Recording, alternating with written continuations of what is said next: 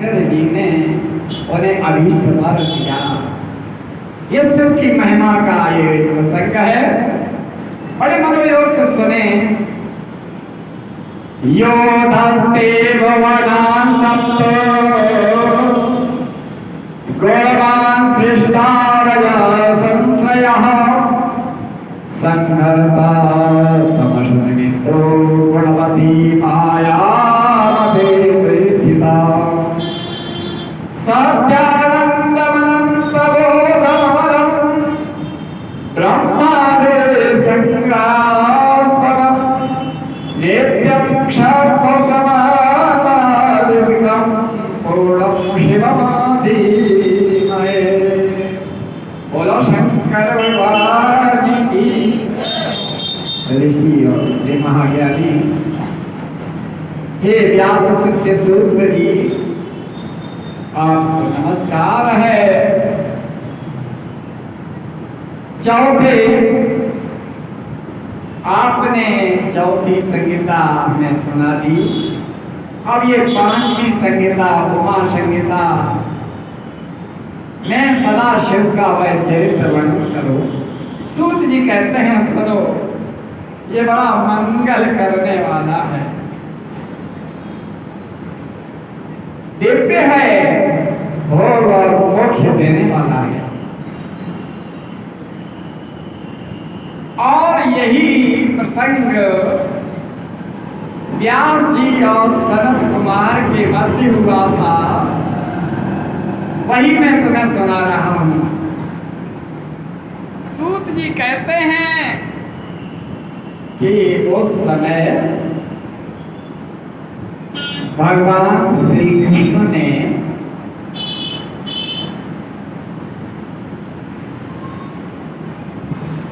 पुत्र की प्राप्ति के निमित्त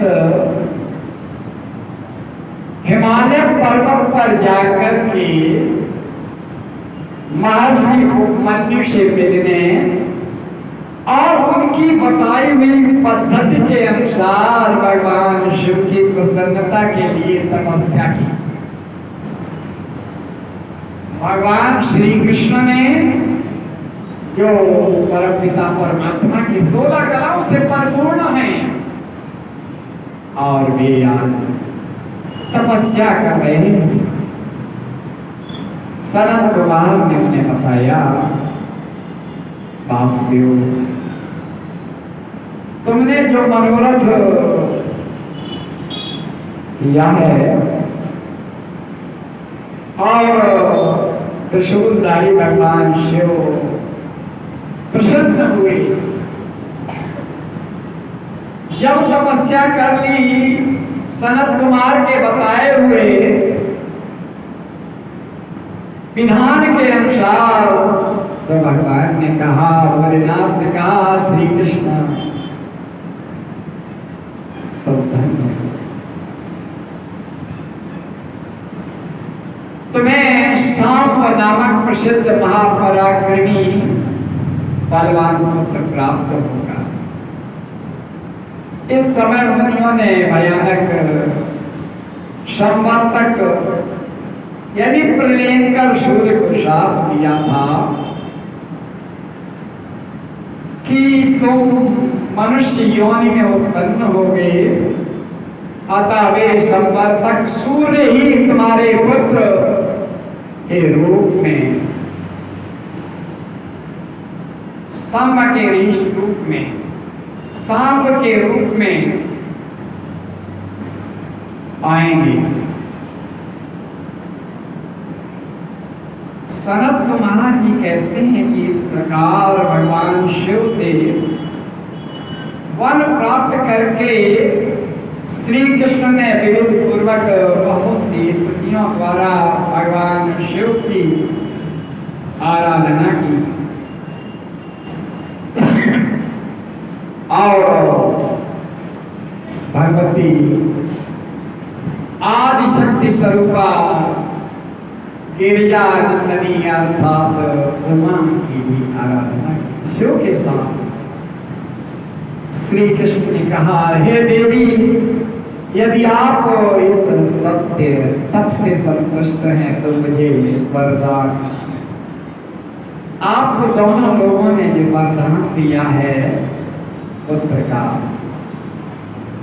वो बड़ा महत्वपूर्ण है। और एक और कामना की, वह कामना बड़ी महत्वपूर्ण है। और जिसके विपरीत आज जो कुछ हो रहा है, आज वही भगवान कृष्ण की मूल भावना के विपरीत है। उन्होंने कहा कि हे भगवती, हे महेश्वर, मैं सदा ब्राह्मणों की पूजा करता रहा, मेरे माता पिता से संतुष्ट रहे और मेरे हृदय में अनुकूल भाव रहे, कभी प्रतिकूल भाव आए ही नहीं। आपके दर्शन के प्रभाव से मेरी संतति उत्तम हो। मैं सैकड़ों यज्ञ करके इंद्र आदि देवताओं को तृप्त कर, साधु सन्यासियों और अतिथियों का सदा अपने मन से श्रद्धा से पवित्र और स्वादिष्ट भोजन कराऊं। भाई बंधुओं के सहित नित्य तेरा प्रेम रहे और मैं सदा संतुष्ट रहूं। भगवान श्री कृष्ण का ये वचन सुनकर के संपूर्ण अभिष्टों को देने वाली भगवती उमा स्मित हो से बोली, वासुदेव ऐसा ही होगा, तुम्हारा कल्याण हो।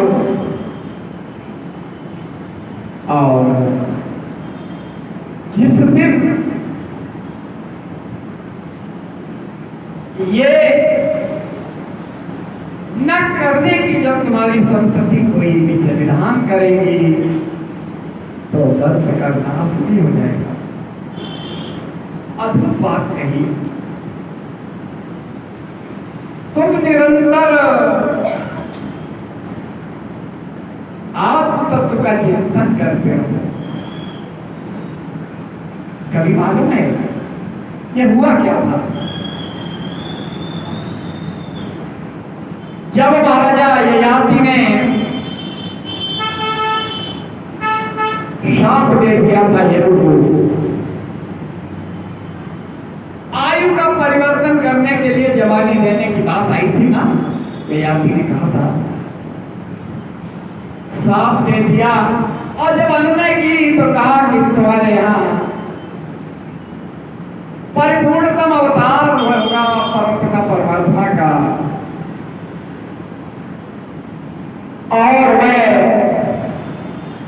संपूर्ण ब्रह्मांड के लिए पूजनीय होंगे। केवल हमारे इष्ट वासुदेव हैं, पूरा वंश नहीं है, केवल एकमात्र हमारे इष्ट, सबके इष्ट हैं।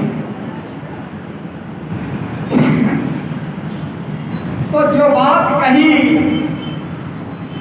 जब उद्देश्य पूरा हो गया तो भगवत प्रेरणा कहें, माया कहें, श्रीमद् भागवत महापुराण के उत्तरार्ध में, दशम स्कंद के उत्तरार्ध में, गर्ग संहिता में भी, द्वारिका खंड में पेट में कढ़ाई बांध करके, महिला का वेश धारण करके ये छल किया, ब्राह्मण पूजनीय रहे, ये भगवान ने वरदान मांगा। लेकिन वरदान पूजनीय रहे अगर हम उसे उपहासात्मक स्थिति में ले आएंगे तो फिर कह दिया, भगवती उमा ने कह दिया, तुम्हारा कुल का नाश हो जाएगा। ये वो प्रसंग है जहां वरदान भी दिया और चेतावनी भी दी कि ऐसा न हो। और दुर्वासा के सामने गए और दुर्वासा ने जो साफ दिया, उपहास में ही जवाब मिल गया कि इससे मूषण उत्पन्न होगा जो तेरे वंश का नाश करेगा, यानी छल छप्पन। और यही बात यहाँ कही पार्वती जी ने भगवान श्री कृष्ण से, जब उन्होंने कहा कि मेरे तप, मेरे सत्य पर आप संतुष्ट हैं, मुझे ये कामना करें कि मैं सदैव ब्राह्मणों के प्रति अपने मन से हमेशा श्रद्धा रखूं, कभी द्वेष न करूं और दिनों का पूजन करूं और देवता तृप्त हो हमारी उपासना से, यज्ञों से और पितरों की संतुष्टि के लिए ब्राह्मणों को उत्तम भोजन दें और पर्याप्त उनकी सेवा करते रहे। ये वचन भगवान श्री कृष्ण ने जीवन में कभी ब्राह्मणों की अवमानना नहीं। स्वयं गर्गाचार्य जिनके कुल पुरोहितों में, ऐसे गर्गाचार्य भी भगवान श्री कृष्ण के उन सिद्धांतों को प्रतिपादित करते हैं। अब अगर आप देखें पूर्ण रूप से ये अध्याय यहाँ पूरा हुआ और आगे का कल होगा, लेकिन राम और कृष्ण में भेद कभी सोचा क्या है? राम, श्री राम मर्यादा पुरुषोत्तम है, उनका चरित्र धर्म है। क्या कहा? हमें ये धर्म पर चलना सिखाती रोज राम है। एक पुत्र का धर्म पिता की आज्ञा मानना। पिताजी ने, माताजी ने कहा कि तुम्हें वन में जाना है तो बस कोई फुट नहीं, पिता की आज्ञा, माता की आज्ञा का पालन। ये पुत्र धर्म है। भ्रातृ धर्म, भाई का धर्म अगर देखना है तो राम लक्ष्मण भरत के अलावा 3 भाई हैं, रावण, कुंभकर्ण और विभीषण। कभी सोचा कि जो भाई सन्मार्ग पर लड़ने का प्रयास कर रहा है और दुष्टता दिखाते हुए उसका वध कर देना चाहिए, लेकिन वध नहीं किया, लात मार दी कि जा वहीं चला जा। आखिर ऐसा क्यों किया? कभी सोचा? यही तो धर्म है।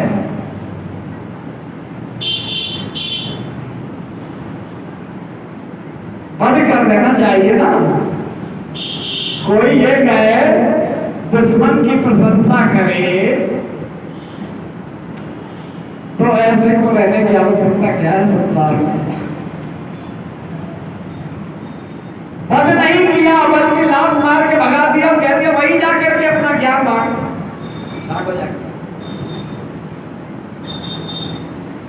इसका तत्व बहुत विचित्र है, सोच करके क्या लगेगा कि अपने उद्धार के लिए ये भी एक कार्य था, क्योंकि हमारे पराक्रम के रहस्य को भगवान के सामने उजागर करने वाला भी तो कोई चाहिए, क्योंकि भगवान को शत्रु भाव जरूर है लेकिन अपना उद्धार करना है, हमने जनकपुरी में जानकी के दर्शन करने से लेकर के सीता के हरण के समय भी उसने सीता जी को प्रणाम किया है।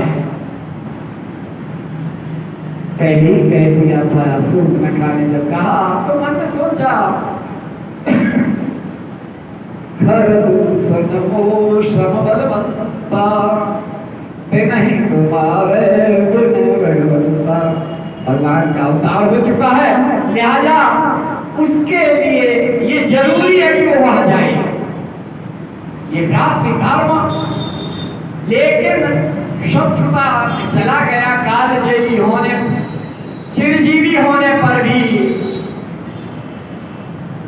भक्त होने पर भी समाज ने मान्यता नहीं दी। कभी कोई अपने पुत्र का नाम विभीषण नहीं रखता। भाई का धर्म कुंभकर्ण ने निभाया। क्या कहा? क्यों गई वहां पर? सूर्पनखा क्या भक्का भला था जाने का, कोई तो कारण ही होगा लड़कों से नाक कटाने का। इसमें मतलब के झगड़े में लंका की सत्यानाशी है। भाई इसको समझ लेना अपनी पूर्ण मासी है। लेकिन मेरा धर्म भ्रातृ धर्म है कि अब भाई के लिए लड़ना है, जाकर के लड़ेंगे, मर जाएंगे, कुछ भी होगा, हमारा उद्धार हो जाएगा। ये भ्रातृ धर्म। एक भाई भ्रातृ धर्म को निभाता है सुग्रीव और बाली। भ्रातृ धर्म को अगर देखें तो दो भाई और हैं, जटायु और संतापी।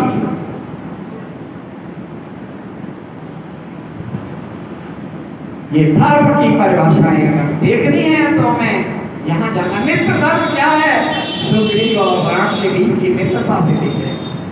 एक एक दृश्य तुम्हें धर्म की ओर ले जाएगा कि पुत्र का धर्म क्या है, मित्र का धर्म क्या है, भाई का धर्म क्या है, पत्नी का धर्म क्या है। आज अगर किसी ने अपशब्द भी कह दिया पत्नी से तो हम शांत रह जाते हैं, लेकिन ऐसा नहीं था।